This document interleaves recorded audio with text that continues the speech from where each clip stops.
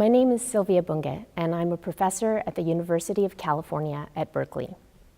I'm a developmental cognitive neuroscientist, which means that I study how the brain develops over childhood, and also how changes in the brain then lead to changes in a child's mind. I'm also interested in how the environment that the child grows up in is shaping their brain over time, both for better and for worse. Now, in the United States, which is one of the richest countries in the world, nearly 1/3 of children experience poverty.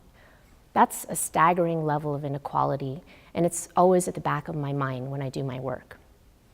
I study two cognitive abilities that are really essential. The first of these is our ability to regulate our thoughts and our behavior to make them consistent with our goals, or goal-directed behavior. The second ability that I study is our ability to solve novel problems. This is reasoning ability. Now, both goal-directed behavior and reasoning are essential for good life outcomes.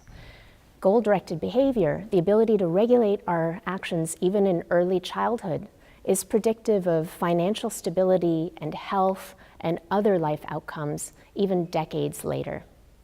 And our ability to solve novel problems, even really abstract ones that seem to have absolutely nothing to do with what a child learns in school, is predictive of academic achievement as well as performance in cognitively demanding careers. Both goal-directed behavior and reasoning depend on the proper functioning of prefrontal cortex, which is the front third of the human brain. This area integrates inputs from all over the brain. It prioritizes some inputs over others, and it sends control signals back to these other areas in order to make decisions.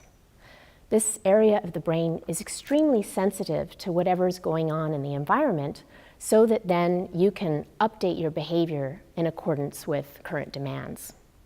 But this sensitivity to the environment means that it's attuned even to negative influences, for example, chronic stress or maltreatment or neglect, these forms of early life adversity that often accompany poverty.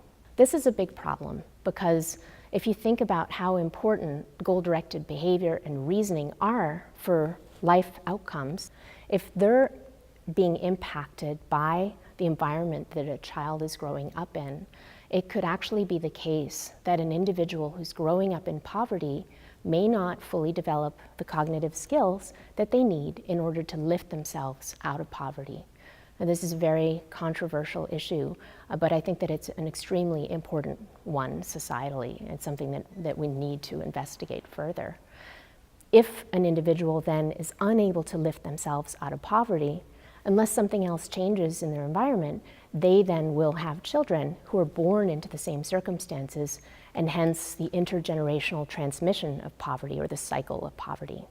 This sobering set of findings that's coming out about the effects of poverty on the brain have inspired me to start to do some more applied research in addition to my basic research, to try to develop interventions to better support the learning of goal-directed behavior and reasoning in children, and also to evaluate existing interventions.